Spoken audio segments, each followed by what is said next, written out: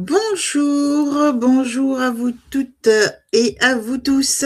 Je suis ravie de vous retrouver aujourd'hui pour parler d'un sujet qu'on sous-estime malheureusement encore parfois dans les entreprises.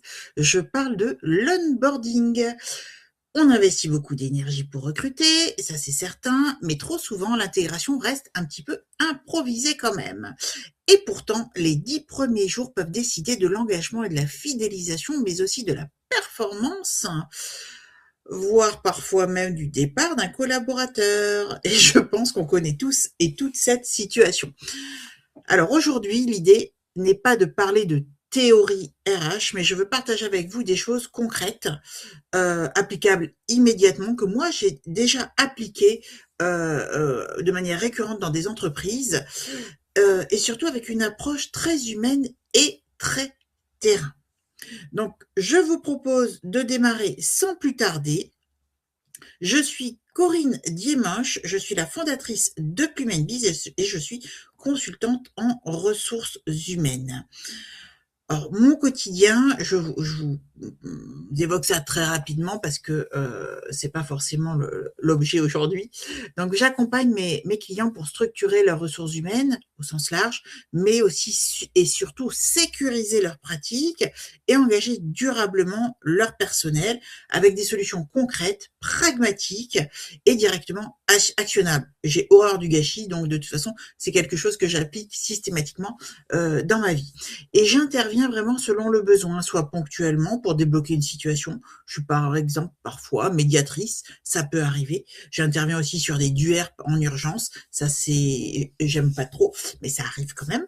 J'interviens également en mode projet pour structurer durablement une organisation. Et puis, j'interviens aussi en externalisation quand une entreprise a besoin soit d'un management de transition, soit d'externaliser une partie ou tout de la fonction RH. Merci en tout cas de nous avoir rejoints aujourd'hui.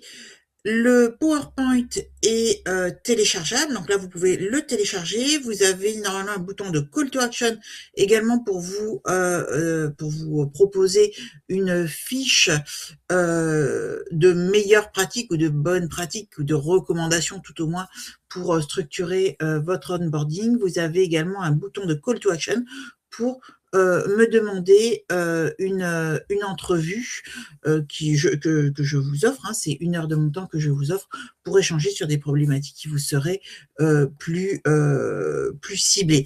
N'hésitez pas à poser des questions dans le chat.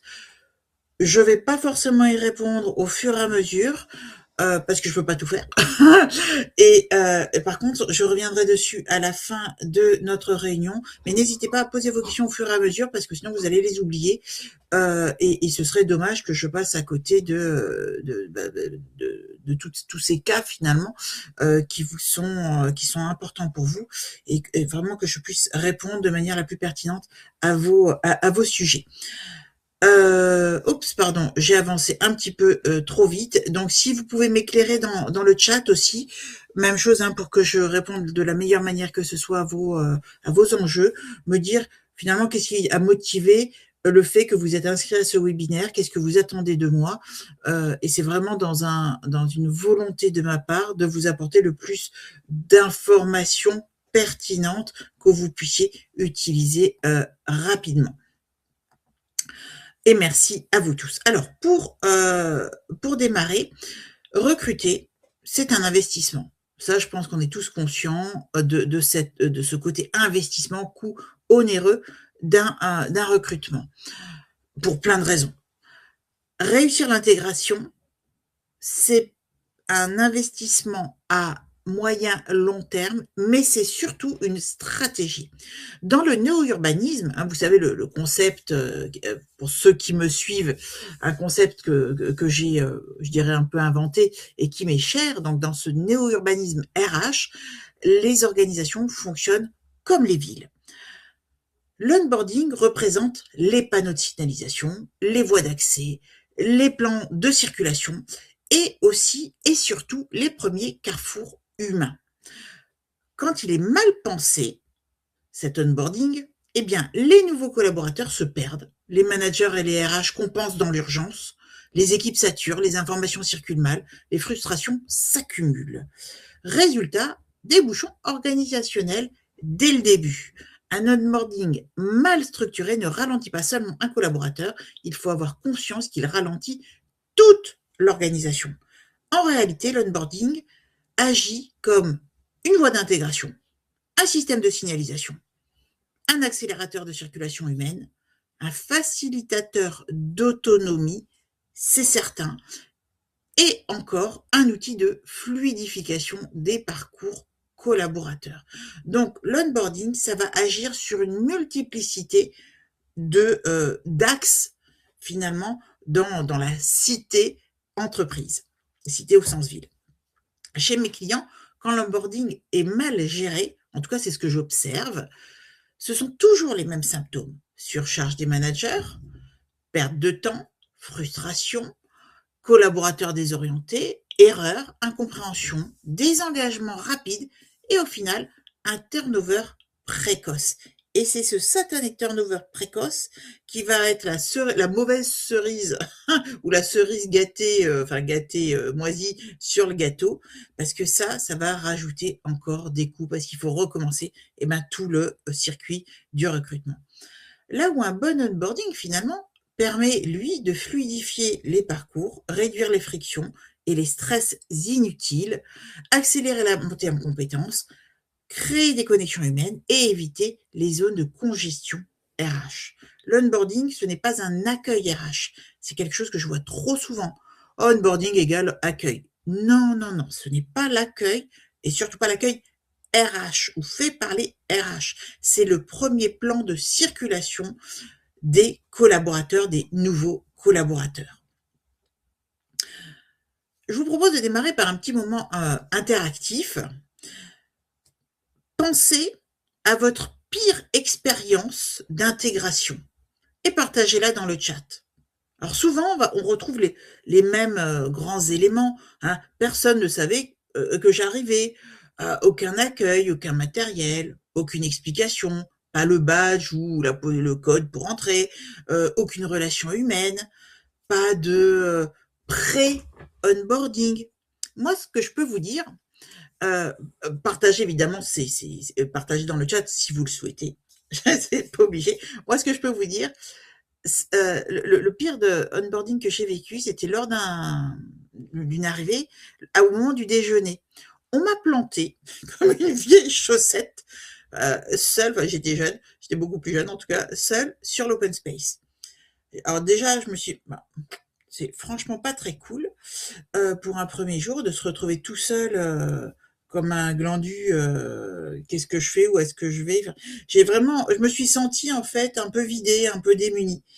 Et une autre fois, une autre expérience aussi que je peux vous partager, mauvaise, hein. Le directeur marketing produit, donc je suis arrivée, je devais faire le tour. L'onboarding semblait être un petit peu organisé. Et le premier jour, le directeur marketing produit m'envoie par email un PowerPoint de 250 pages et me dit, entre deux portes, oui, parce que lui, il avait pas le temps. Bon bah écoute, hein, Corinne, quand tu auras tout lu et surtout compris ce qu'on fait, puis tu prépareras tes questions, on pourra planifier un point. Oh, je peux vous dire que j'ai pas aimé. Hein. C'était pour un poste, j'étais DRH, j'avais été nommé DRH dans la boîte. Là, j'ai dit mais il se fout de moi, lui, ou quoi? Enfin, aucune considération. Enfin, enfin, ça, c'est en fait la première image que j'ai eu de ces entreprises. Alors, merci à moi. Manager était en vacances. Ah oui, ah oui, oui, ça j'aime bien ça aussi. Euh, Comment ça Marion, vous devez avoir des problèmes techniques parce que ça a commencé. J'espère que tout le monde m'entend bien. Faudra interpeller Simon qui a dû peut-être rebondir et voir avec vous. Judith qui nous dit un décalage entre le poste sur lequel j'étais recrutée et la réalité. Ah ouais, alors ça j'adore aussi. Quand en fait vous arrivez puis on vous présente un poste qui n'est pas le vôtre, où on vous donne des tâches en fait qui ne sont pas du tout celles auquel vous vous étiez préparé. Lors de mon premier échange avec le DG de l'entreprise, il m'a dit qu'il ne savait pas qui j'étais. Ah oui, ah oui, oui, ça, alors ça fait fuir. Ça fait vraiment fuir aussi quand vous arrivez et que l'un des interlocuteurs, ouais, on sait même pas, mais t'es qui toi en fait, tu viens faire quoi? Merci en tout cas pour ces expériences. C'est juste, c'est juste, ça me fait revivre en fait des choses que vous ne pouvez pas imaginer. L'équipe non prévenue, ça oui, alors ça, personne, arrivée d'une personne, équipe non prévenue, hiérarchie en congé, voilà. Moi aussi, j'ai eu le plantage de déjeuner, mais le deuxième jour, ah, c'est mieux le deuxième jour quand même. Ah ouais, ah ben en plus, ça, vous les avez tous, bah oui, parce qu'on les voit partir, quoi. En tout cas, moi, ce que je partage avec vous, c'est que posez-vous cette question. Est-ce qu'un collaborateur a vécu ça ou vit ça aujourd'hui dans votre entreprise? Est-ce que dans les dernières semaines, les derniers mois ou depuis le début de l'année, est-ce que dans toutes ces mauvaises expériences, est-ce que vous pensez que dans votre entreprise, il y a un collaborateur, un collègue qui est arrivé et qui a vécu ça? Parce que en fait, c'est quand on vit des choses pas forcément sympathiques, bah ça nous fait grandir au final. Et du coup, c'est ce qu'il faut en priorité essayer de ne pas refaire ou refaire vivre à d'autres. En tout cas, moi, en tant que consultante RH, j'essaye de mettre mon capital expérience et le capital expérience de mes interlocuteurs au service de mes clients pour qu'ils finalement ne reproduisent pas, tant que faire se peut, les mauvaises pratiques, ou en tout cas celles qui ne sont pas extraordinaires. Alors, le premier jour, c'est souvent révélateur de la manière dont l'entreprise fonctionne dans sa réalité.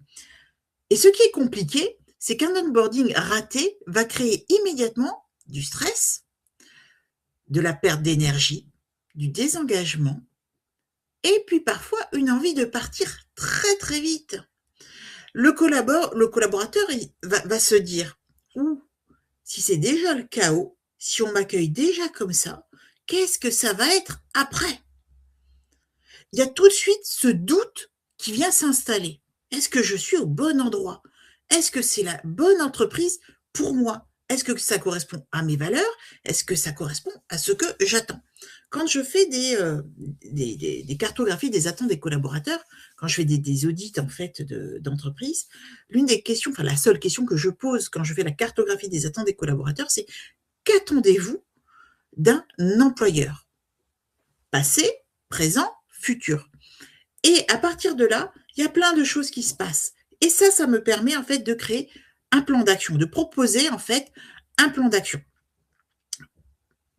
Là, ce que je vous dis, donc, quand le collaborateur finalement se met dans une posture de doute, c'est dommage, parce que le collaborateur, quand il arrive, en principe, il est motivé, sinon, je vois pas ce qu'il ferait là, mais en principe, le collaborateur, il est motivé, il est peut-être un petit peu stressé, mais il est heureux.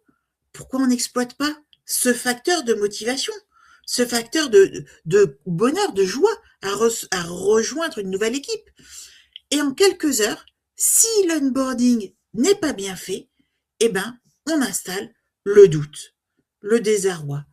Et c'est pas bon.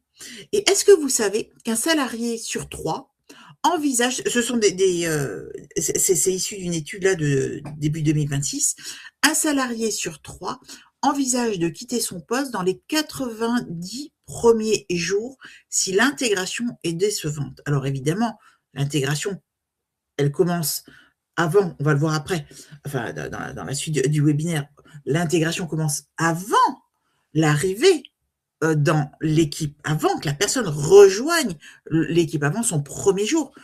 Mais en fait, si avant cette arrivée et la première semaine et surtout le premier jour, ça se passe pas au top, c'est toute la suite, tous les prochains jours, prochaines semaines, prochains mois qui seront impactés.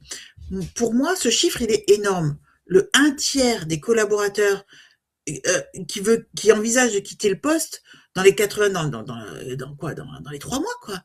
C'est-à-dire, les 3 mois, c'est la période d'essai. Mais en fait, quasiment dès le début, le collaborateur se met dans une posture négative. Comment veut-on qu'il soit efficace, performant, engagé, alors que d'entrée, lui-même se sera dit, bon, je vais peut-être finalement aller voir ailleurs, peut-être qu'on m'attendra plus ailleurs. Et un départ, excusez-moi, parce qu'un départ en fait précoce, c'est ce qu'il faut se dire aussi, va coûter extrêmement cher à la structure, à l'entreprise. Il y a le coût du recrutement, dont je vous parlais tout à l'heure, le temps managérial, le temps RH, la perte de productivité, parce que pendant ce temps-là, eh ben, les choses ne se font pas. Il y a la démotivation des équipes également, parce que si la personne part ou si la personne n'est pas complètement engagée, tout le monde va douter. C'est un espèce de rejaillissement sur l'ensemble des collaborateurs d'une équipe ou voire de l'entreprise.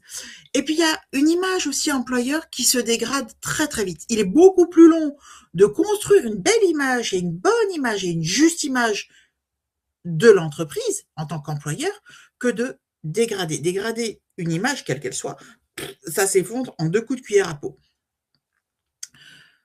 Mais aussi parce que cela, en fait, le départ d'un collaborateur précoce va créer une fatigue collective et parfois une démotivation collective. On est content, on s'excite, ah super, il y a un nouveau, enfin on va pouvoir avoir un peu d'air, on va pouvoir avancer sur les projets, ça. Et paf, le collaborateur il décide de partir. Ah, et là, ça part vers démotivation, fatigue, ouais, il y en a marre, ça se passe pas bien, etc., etc. Les entreprises pensent parfois avoir un problème de recrutement, alors qu'elles ont surtout, à mon sens, un problème d'intégration.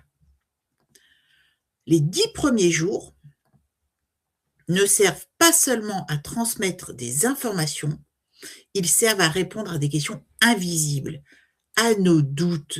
Est-ce que j'ai ma place ici? Est-ce qu'on m'attend vraiment? Est-ce qu'on va m'aider? Est-ce que je vais réussir? L'onboarding est finalement profondément émotionnel. Il agit sur l'affect, sur le ressenti, sur du superficiel, du subjectif, pas sur du superficiel, sur du subjectif. Un collaborateur qui se sent attendu ne travaille pas du tout dans le même ou avec le même état d'esprit qu'un collaborateur livré à lui-même, et ça, quel que soit le statut, le métier, l'âge ou que sais-je encore. Beaucoup d'entreprises sont pleines de bonne volonté. Ça, moi, je le vois chez mes clients. Vraiment, il y a une volonté de bien faire. Mais l'intégration est souvent implicite, désorganisée, dépendante des personnes, non documentées. Tiens, je vais vous raconter une anecdote. Fin janvier dernier, donc j'ai un client là, depuis 2023 avec lequel je travaille, et leur onboarding dépendait d'une personne absolument super super chouette quoi. C'est elle qui avait pris finalement cette place naturellement dans l'entreprise, une entreprise d'une vingtaine de salariés, et puis dans Paris. Et donc ils accueillent régulièrement des nouveaux collaborateurs, des stagiaires, des alternants. Et donc cette personne, une femme, avait pris naturellement la place de gestion de l'onboarding. Et fin janvier, cette personne décède brutalement.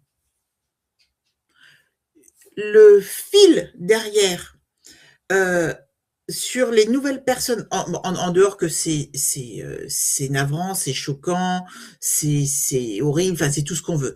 Mais le fil, en fait, de ce qui s'est passé dans l'entreprise, c'est que les personnes qui devaient arriver, on savait pas comment organiser l'onboarding, l'intégration.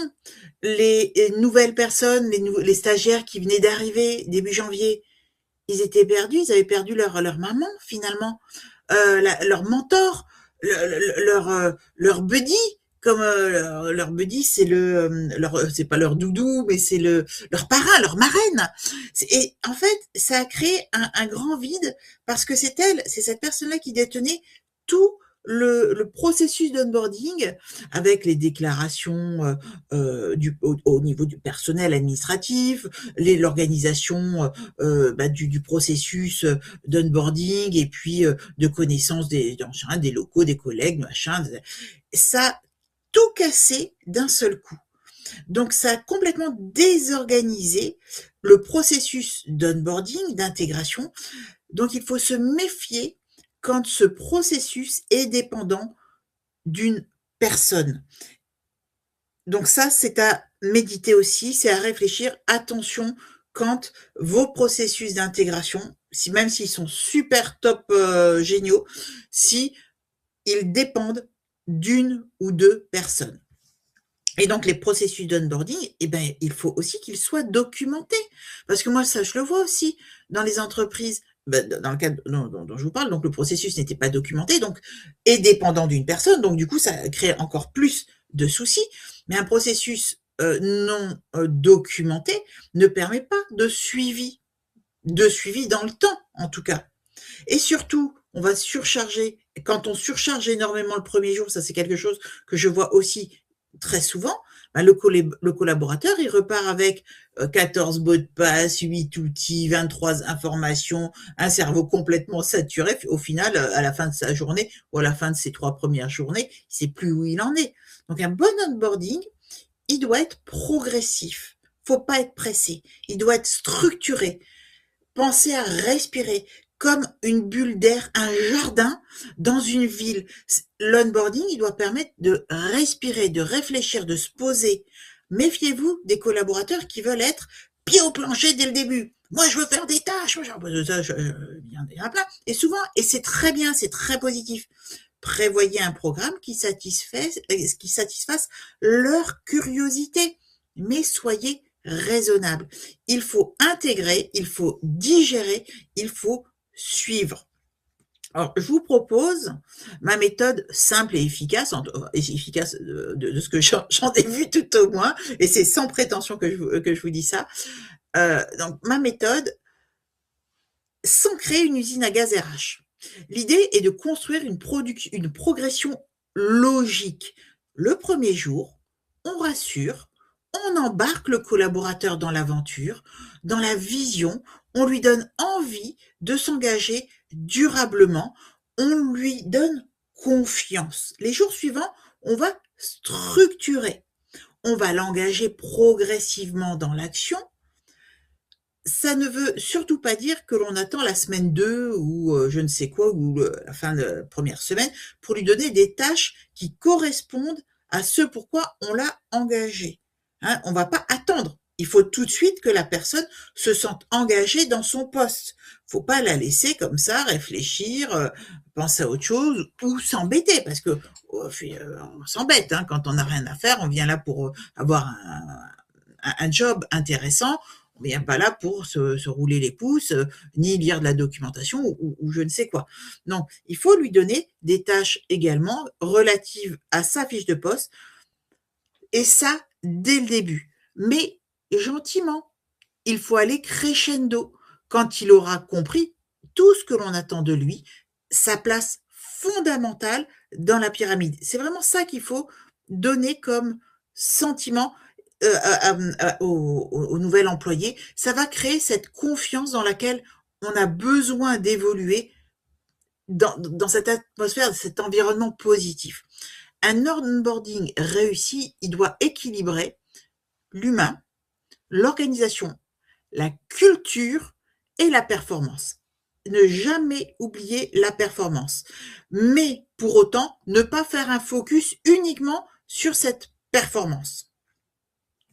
Alors là, ce que je vous donne, ce sont des bonnes pratiques, hein, des recommandations. Je sais très bien, pour l'avoir vécu en tant que RH, DRH, et chez mes clients, c'est pas tout cuit, hein. Il y a les recommandations, les bonnes pratiques, puis après il y a la vraie vie. Il faut savoir adapter ça, mais là, c'est vraiment ce que je vous donne, ce sont les grandes lignes de ce qui amène à, une bonne intégration qui permettent de voir dans le temps la progression le développement la participation finalement au succès collectif d'un collaborateur. Alors le manager est la pièce centrale de l'onboarding. Et pourtant, moi, ce que je vois, c'est que beaucoup de managers n'ont jamais été formés à intégrer quelqu'un. Donc, ça se fait un peu, je pense à image stupide, je pense à Marie-Pierre Cazé pour ceux qui sont de ma génération, là, qui sautait sur la table avec son please et qui glissait sur la table. Bah, c'est un peu ça, quoi. On se jette là dans l'onboarding, dans l'intégration, et puis on attend de voir ce qui se passe. Bah, peut-être qu'à la fin, la Marie-Pierre Cazé, elle se casse la figure de la table, ou peut-être qu'elle s'arrête avant et tout va bien. Excusez-moi pour l'image, mais c'est ce qui m'est venu là tout de suite. Et donc le manager, en fait, c'est vraiment le référent. Un nouveau collaborateur, il quitte rarement une entreprise pour l'entreprise. Il va quitter souvent l'absence de cadre, l'absence de soutien, l'absence de relation.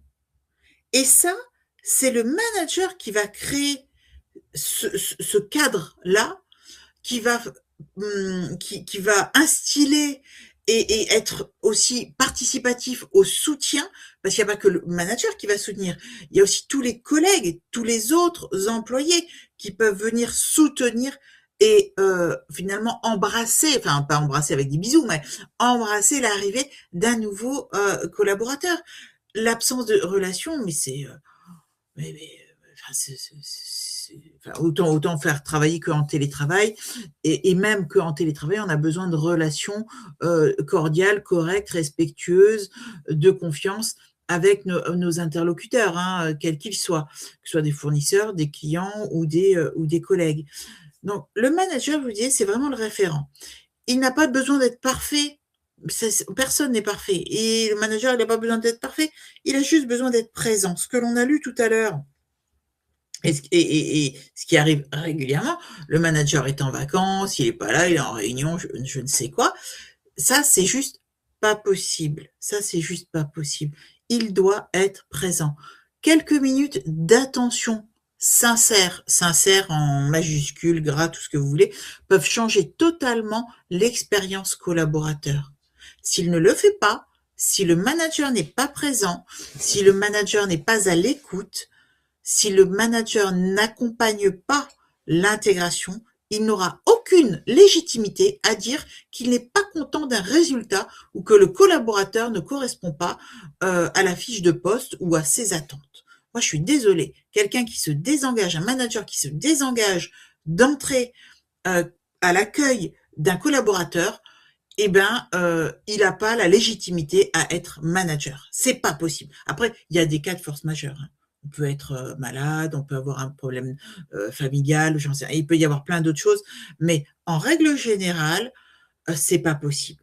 C'est pas possible. On n'est pas en vacances quand un collaborateur arrive, ou alors on décale l'arrivée du collaborateur. Un bon manager qui n'est pas parfait va donner le sens et l'envie. Et ça, c'est vraiment incontournable. Ça fait partie des incontournables dans la vie d'un manager. Pendant longtemps, on a considéré que l'onboarding relevait uniquement du manager. Mais dans les faits, parce que là, j'ai assez quand même tapé sur et mis dans la haute du manager. Donc, c'est vrai que pendant très longtemps, on a considéré que l'onboarding relevait uniquement du manager. Dans les faits, quand une personne n'orchestre pas le parcours, tout le monde improvise. Et c'est là que commence le bouchon RH. Le manager, je vous l'ai dit, il va poser le cadre, il va accompagner, donner du sens, du relationnel, etc., etc. Mais c'est pas lui qui va orchestrer le parcours collaborateur. Et si personne n'est à ce poste, finalement, d'orchestration, c'est tout le reste qui ne suivra pas, qui ne se passera pas correctement. Et c'est là où moi je parle de bouchon RH. Le collaborateur, il va pas savoir à qui demander. Le manager, il va manquer de temps parce qu'il ne se sera pas organisé pour bien accueillir son collaborateur. Les équipes donnent des informations contradictoires. Ben, c'est normal, ils ne sont pas forcément au courant de ce que va faire le nouvel arrivant. Les outils risquent d'arriver en retard, ça je l'ai vécu. Le nombre de fois où je vois, oh, mince, on n'a pas préparé l'ordi. T'es commercial, t'as pas de téléphone.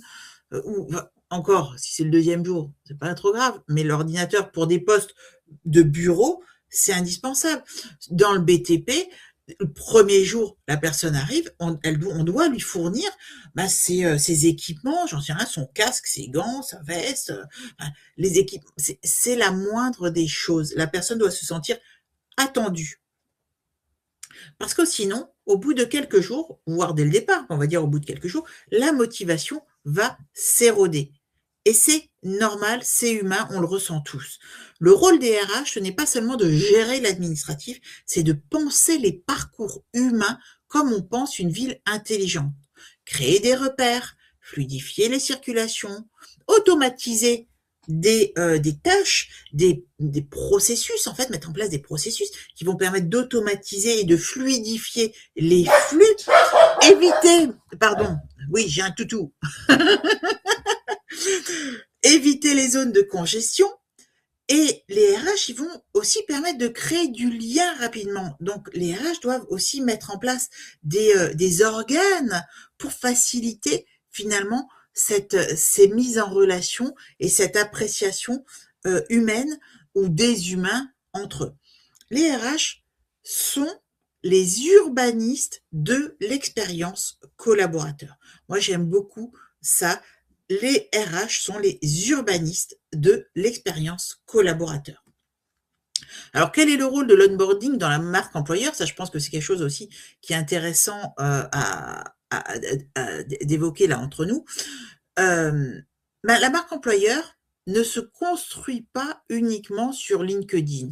La marque employeur se construit aussi et surtout dans les couloirs, entre les bureaux, dans les premiers échanges et dans les autres suivants aussi, dans l'attention portée aux personnes, dans la communication faite par le patron ou patronne, peu importe, par le boss, à ses équipes, dans la transparence entre les personnes, dans cette osmose créée dans la vie, j'allais dire de bureau, mais même de bureau virtuel. C'est vraiment la marque employeur, c'est vraiment, ça se construit au départ dans l'expérience collaborateur. Et après, ça va se traduire, ça va se refléter sur les réseaux sociaux. Bon, je dis LinkedIn, mais c'est sur les réseaux sociaux ou dans la presse ou peu importe.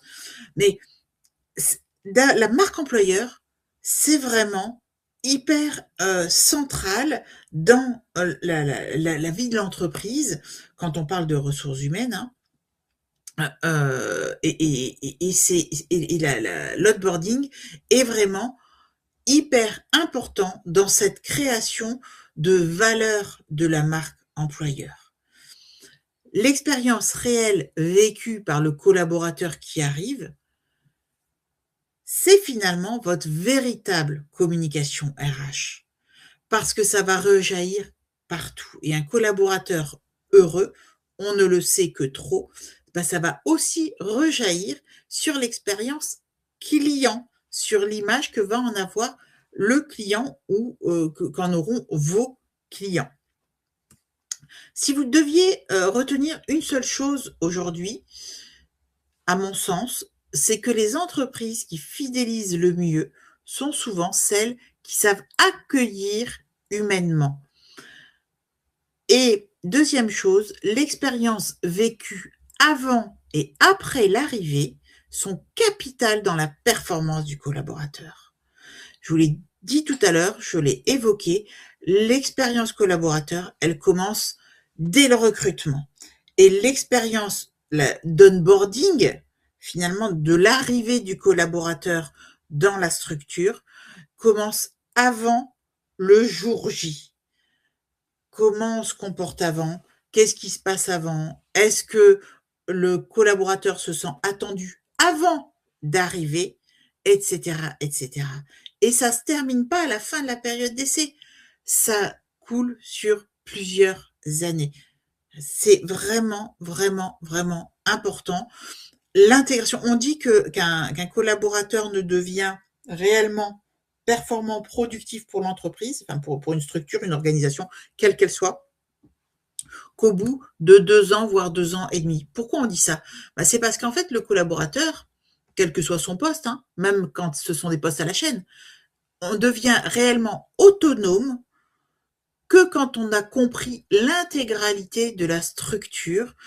Qu'est-ce qu'on fait? Qu'est-ce que la structure fait? Quel est son secteur d'activité, son métier, comment elle se positionne, comment on est organisé, qui fait quoi, quelles sont mes responsabilités, etc., etc. Donc, il faut du temps pour apprécier tout ça, l'intégrer. Et donc, vraiment, ce délai de 2 ans, il n'est pas galvaudé.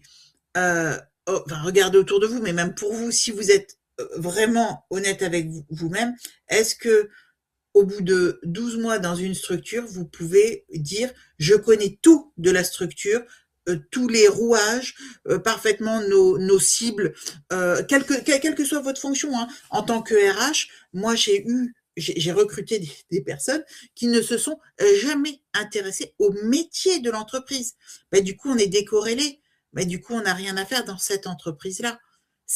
En fait, il faut vraiment, quand on devient vraiment autonome, performant pour l'entreprise, c'est qu'on a une vision exhaustive de l'entreprise. Et là, on peut grandir et faire grandir l'organisation dans laquelle on se trouve. Je vous le dis encore, c'est mon point de vue. Et vous avez tout à fait le droit de pas être d'accord avec moi. Et c'est là justement que ça peut être intéressant parce que ça peut créer le débat. Alors, je vous ai dit tout à l'heure que je vous avais, j'aime pas en fait quand je fais des webinaires ou des événements, peu importe, que les participants repartent entre guillemets sans rien. Donc je vous ai préparé pour ce webinaire, je vous ai préparé quelque chose de concret, une checklist. Donc, que je vous propose en téléchargement. C'est sur votre interface que vous avez ce petit bouton de call to action. C'est une checklist qui va vous permettre finalement de, à minima, réfléchir sur vos intégrations, éviter peut-être des oublis, hein, parce que c'est une checklist, donc vous pouvez la garder, vous l'imprimer. C'est fait sous forme de BD un petit peu là, comme j'ai fait ce webinaire. Donc c'est une petite checklist. Et puis surtout, mon intention en vous proposant cette checklist de façon BD, c'est de professionnaliser rapidement votre onboarding ou tout au moins peut-être, et j'espère, contribuer à l'enrichir. Et ça, c'est valable qu'on soit une petite structure, une TPE, hein, comme une PME, comme une BU ou un service, quel que soit votre type de structure, c'est important de remettre en question finalement votre onboarding, la façon dont vous intégrez les personnes. Donc, je vous invite à le télécharger. Et puis, donc, pour finir, toute cette logorée, ce que je peux faire pour vous, en fait, très souvent, les entreprises savent qu'il faut améliorer l'intégration. Mais elles manquent de temps, de méthode, de recul.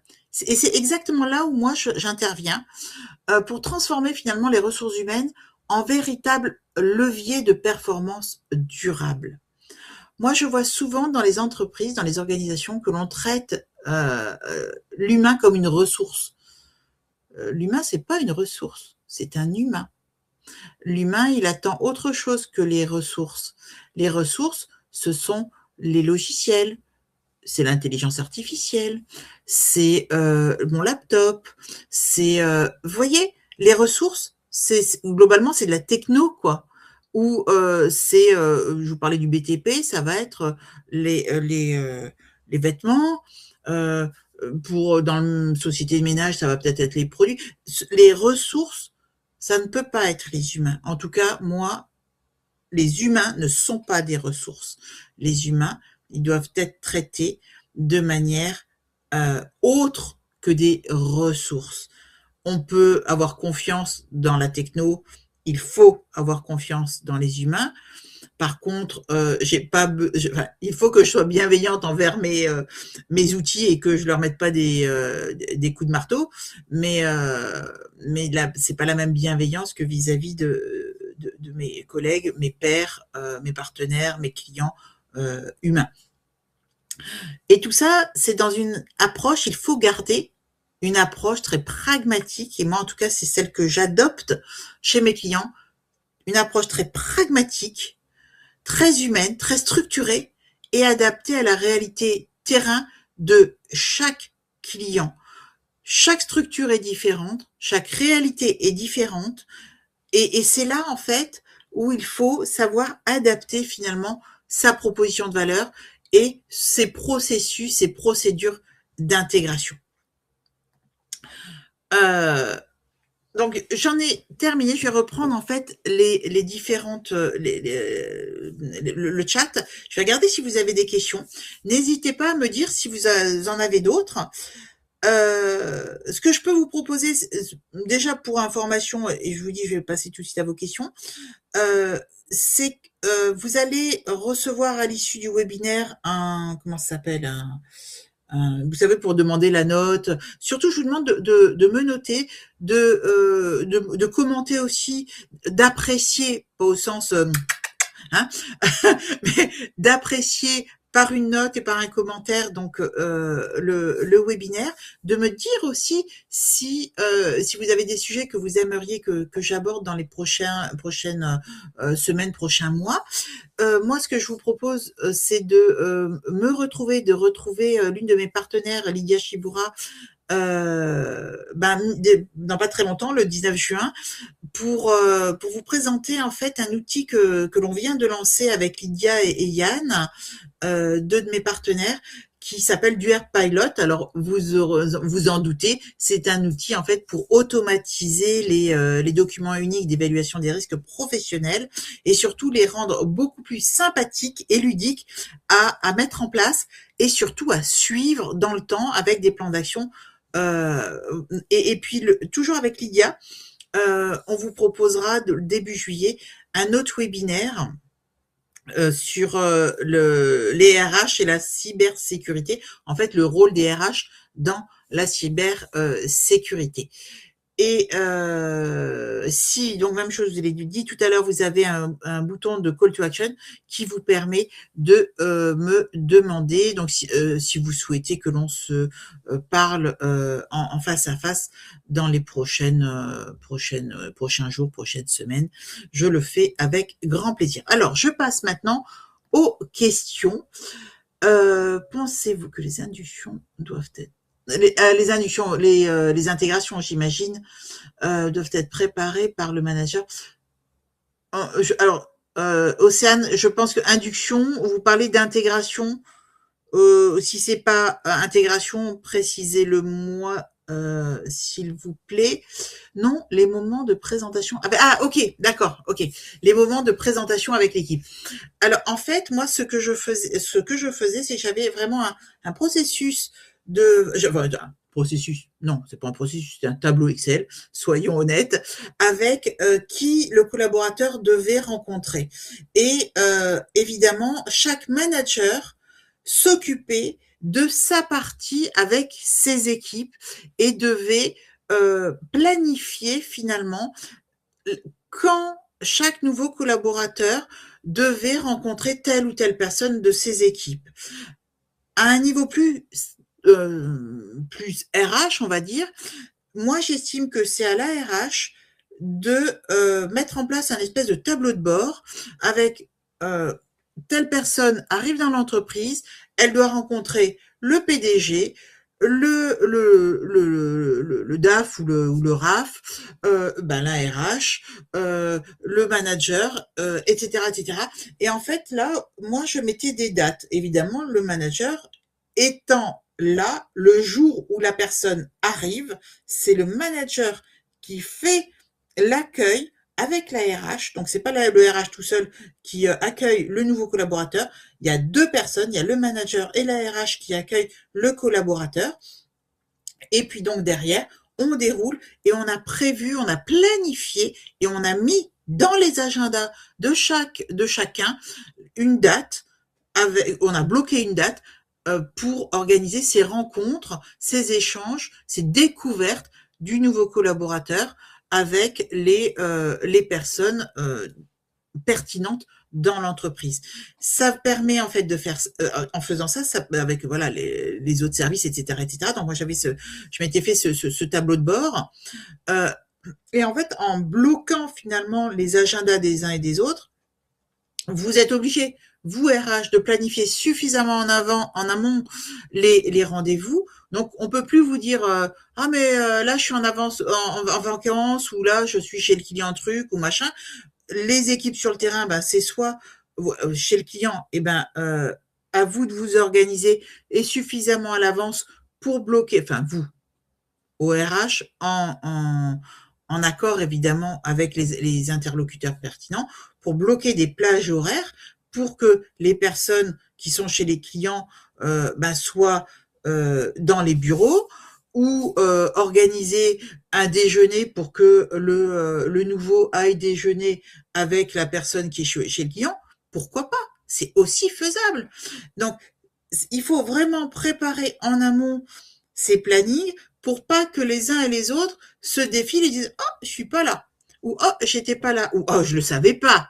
Donc ça c'est important. Ce qui est important aussi, c'est de diffuser l'information du nouvel arrivant au moins 15 jours avant. Là, enfin quand je dis au moins, non, 15 jours avant, 10-15 jours avant, c'est suffisant. J'ai déjà vu aussi, on annonce à tout le monde l'arrivée de Schmutz le 15 juin, puis le 15 juin, Schmutz, il vient pas et il nous plante, et tout le monde est énervé. Ben, c'est pas grave, ce sont des choses qui arrivent, mais ça apprend à tout le monde. Tous les collaborateurs se disent comment ça, Schmutz, il est pas arrivé? Il devait pas arriver, Schmutz? Ah ben mince, Schmutz, il nous a planté. Et ça met toute l'entreprise dans le désarroi. Toute l'organisation est dans le désarroi. Mais ça apprend à tout le monde que ce sont des choses qui arrivent, et il n'y a pas que les RH qui ont à endosser, ou le manager, qui ont à endosser finalement ce désarroi, ce stress, ce mécontentement. Et ça fait grandir tout le monde. Et tout le monde se serre les coudes. Et ça, c'est intéressant. Alors, attendez, je remonte. J'espère, Océane, que j'ai répondu. Marion, oui, il y a un replay. Oh, bah alors, Marion, crotte de bique. Hein. Bon, vous aurez les replays. 1 sur 3 également dans la fonction publique. Oui, oui, oui, dans la fonction publique aussi.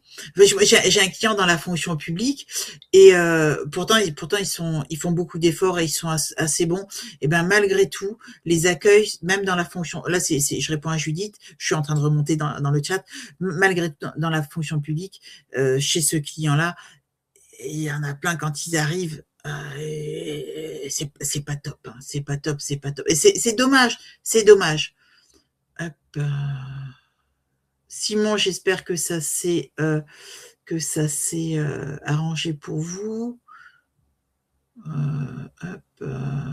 Donc ok, ça c'est la suite. Et Christelle, je parle de richesse humaine ou de rareté humaine et non pas de ressources s'exploitent, mais pas l'humain. Ah oui, oui, bah ça, je suis à fond d'accord, hein, Christelle. Ça, mais totalement aligné. Voilà, la différence entre l'humain et les ressources, c'est que la ressource s'exploite, mais pas l'humain. Et pourtant, il y en a bien qui essayent aussi d'exploiter l'humain. Ça, c'est moche. Ça, c'est moche. Donc oui, donc sur le parcours d'intégration, c'est vrai que moi, je pense qu'il est vraiment important que les RH aient et c'est ce qu'on retrouve dans les SIRH d'ailleurs, hein. Il y a souvent, on propose souvent, en tout cas parfois, un dashboard qui propose le parcours d'intégration avec avant le jour J, avant l'arrivée. Qu'est-ce qu'on fait avant l'arrivée? Moi, j'ai toujours nommé tout à l'heure, je vous parlais de buddy, donc un parrain ou une marraine, avant l'arrivée, et ce buddy, ce parrain, cette marraine, prend contact avant l'arrivée avec le nouveau. Bah, déjà, ça va sécuriser, ça va rassurer, ça va peut-être diminuer le côté stress, et le parrain, la marraine, il va être aussi là le jour de l'accueil. ne serait-ce que pour proposer un café, ne serait-ce que pour faire visiter les locaux, pour échanger, pour que le nouveau, en fait, se sente tout de suite embarqué. Tout à l'heure, je vous disais embrasser, mais c'est vraiment ça qu'on cherche à faire. C'est embrasser dans notre aventure. Viens nous rejoindre. Tu vas voir, ça va être vachement bien. Et là, en fait, si la personne se sent vraiment embrassée, ben, elle va pouvoir donner vraiment le meilleur d'elle-même dès le début. En tout cas, c'est ce qu'elle va avoir envie de faire en principe. En principe. Avez-vous déjà rencontré des personnes résistantes Alors, non, j'ai en fait dans les propos, tout le monde me dit, tous mes clients me disent ah ouais non mais ça c'est super machin. Par contre, dans les faits, après quand il faut mettre en application, c'est là où ça pose problème. C'est parce que finalement, mes clients vont me dire oh mais c'est une charge de travail supplémentaire. Ah, mais ouais, ben alors s'il faut faire ça, oh ben non, mais oh ben le DG jamais il voudra rencontrer les nouveaux arrivants. Tiens, ça, c'était dans une de mes expériences en DRH. C'est ce qu'on m'avait dit, parce que j'étais en charge de tout ce parcours collaborateur, intégrant le développement des compétences. Et déjà, fallait déjà accueillir les collaborateurs. 35% de turnover quand même dans la boîte. Boîte internationale, et donc, il fallait quand même, à un moment donné, verrouiller le turnover. Et en tout cas, essayer de faire quelque chose. Et donc, moi, j'avais mis mon processus d'onboarding, que tout le monde trouvait génial, mais le président de la boîte, ça l'ennuie. Il voulait pas faire... ça le gonflait. Il voulait pas, il avait pas le temps. Machin. Donc, ce que l'on avait fait, c'est qu'une fois par mois, il voyait, donc c'était une société de plus de 500 personnes, une fois par mois, on faisait une vidéoconférence. Donc lui, il était à Singapour, et puis il y avait des gens qui arrivaient dans tous les pays, dans à peu près 60 pays. Et donc du coup, une fois par mois, on faisait une vidéoconférence.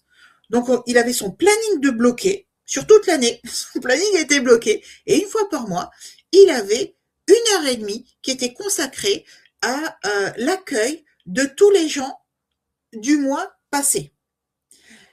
Le directeur administratif du groupe, lui, en fait, il était beaucoup plus ouvert. Donc, on lui avait fait 2 fois par mois sur l'ensemble. Donc, c'était pas des face à face, mais c'était en visioconférence, parce que même chose, il était à Singapour, donc c'était plus compliqué. Il voyageait partout dans le monde, donc du coup, c'était plus compliqué. Mais on avait imposé dans leurs agendas des moments pour les rencontrer, pour qu'ils expliquent la vision de l'entreprise, les perspectives, l'histoire, en tant que patrons, qui ils étaient, mariés, des enfants, aimant, j'en sais rien, le surf, je vous dis n'importe quoi, mais vraiment pour faire un lien avec les collaborateurs. Et c'est super important, parce que sinon on se retrouve dans des situations où les gens ne se connaissent pas, les patrons ne connaissent pas leurs équipes, les équipes ne connaissent pas les patrons, donc du coup c'est nébuleux, donc du coup on n'a pas envie de s'engager pour des gens que l'on ne connaît pas, et c'est normal. Donc oui, j'ai connu des situations où, faute de temps, d'énergie, de moyens, on n'a pas envie de mettre, enfin, on émet en fait une réticence à mettre des processus d'intégration en place, même si on trouve ça génial. Et c'est pour ça que je vous disais tout à l'heure, attention, il ne faut pas que ça dépende d'une personne. Il faut vraiment mettre quelque chose en place qui soit plus linéaire et qui soit automatisable. Si la personne disparaît, comme malheureusement chez mon client, il faut que ce soit traçable et qu'on puisse reproduire le modèle d'intégration. Qui rassemble par exemple les nouveaux. Voilà. Alors le système de parrain ou mentor est tellement puissant, je m'étonne qu'on ne le voit pas plus souvent. Oui, et vous savez, c'est Sofiane qui nous dit ça. Moi, alors ça remonte à plusieurs années, mais c'était un étudiant qui m'avait suggéré cette idée-là, qui m'avait dit ah mais tu sais moi dans mon école de commerce, je me rappelle encore très très bien, la personne s'appelle Arthur, et il m'avait dit Corinne, moi tu sais dans mon école de commerce, quand on arrive on a un parrain ou une marraine, et c'est vachement bien parce que gna gna gna gna gna gna. Je dis: «C'est top cette idée-là. Tiens, je on va tester. À partir de maintenant, est-ce que tu veux bien, Arthur, être le premier parrain pour qu'on voit ce que ça donne?» Et en fait, c'est évident, c'est extrêmement puissant et ça permet d'engager tout de suite et de décharger la RH, de décharger le manager, de décharger en fait les responsables de cette intégration, pardon. Ça permet de partager la charge, ça permet de partager la responsabilité et ça permet de responsabiliser également les collaborateurs. Et moi, ce que je faisais, alors je ne sais pas si c'est applicable dans vos structures, mais ce que je faisais, c'est que les parrains ou marraines, j'avais demandé qui veut être parrain ou marraine. Voilà, j'avais fait un petit descriptif en fait du rôle. Voilà ce qu'il faut faire. Qui a envie d'être parrain marraine? Et donc j'avais eu des gens qui avaient dit bah, moi. Et toi, tu veux pas? Ah non, moi surtout pas. Ok, d'accord. Et donc en fait, j'avais un pool de parrains marraines potentiels. Et à chaque fois qu'il y avait un nouveau, tiens, machin, tiens, truc, voilà, il y a machin qui arrive à tel jour, tel service. On faisait un petit débrief et hop, la personne devenait parrain ou marraine du nouveau. Et ça marchait, mais de dingue. Et même dans la structure dont je vous ai parlé, là, avec le PDG, où on avait bloqué une fois par mois son agenda pour faire ces temps d'intégration, d'accueil finalement, eh bien, on avait mis en place les buddies et ça marchait pareil, très très bien. Et là, en fait, les nouveaux avaient deux buddies parce qu'en fait, si la personne arrivait au Kenya, il lui fallait un parrain marraine dans sa géographie, mais également pour intégrer le groupe international, on prenait, je vous dis un exemple, un nouveau qui arrivait au Kenya avait un parrain ou une marraine au Kenya et puis un parrain ou une marraine en Finlande. Quelqu'un qui arrivait à Singapour allait avoir quelqu'un à Singapour et puis quelqu'un, un autre buddy, je sais pas, en France, etc., etc. Et en fait, ça permettait de plonger tout de suite la personne dans l'international, tout en gardant aussi les pieds bien ancrés dans sa géographie, dans ce qu'on attendait de lui au niveau de sa géographie, mais aussi au niveau international, pour créer une osmose en fait entre tous les employés de ce groupe complètement multiculturel. C'est pas facile le multiculturel à gérer. Et donc là, ça permettait justement de faciliter les échanges au-delà d'autres actions que l'on avait mises en place. Alors, je vois pas d'autres choses, enfin d'autres questions, pardon. Si vous avez d'autres questions, n'hésitez pas à me contacter sur LinkedIn. J'ai pas mon profil là sous la patte, mais vous faites Corinne Diemache, Plume and Biz, enfin vous me trouvez facilement. N'hésitez pas à me suivre, à vous connecter avec moi. N'hésitez pas à me poser des questions. N'hésitez pas à prendre rendez-vous avec moi. C'est vraiment un plaisir pour moi que d'échanger avec vous en face à face après les webinaires. Donc je vous propose vraiment de le faire. J'espère en tout cas que vous avez apprécié ce moment-là. J'espère avoir répondu à vos attentes, vous avoir apporté en tout cas un éclairage sur vos enjeux. Prétentieusement peut-être contribuer à progresser, j'en sais rien. Mais j'espère vraiment que ça vous aura été utile en tout cas. Je vous souhaite un excellent week-end, parce qu'on est bientôt en week-end. En tout cas, très très bon appétit. Je vous dis à bientôt, peut-être le 19 avec ma comparse et partenaire Lydia, peut-être au mois de juillet, peut-être plus tard. Merci encore à vous tous et je vous dis à très vite et encore bon appétit, bon vendredi et bon week-end. À bientôt, merci, au revoir.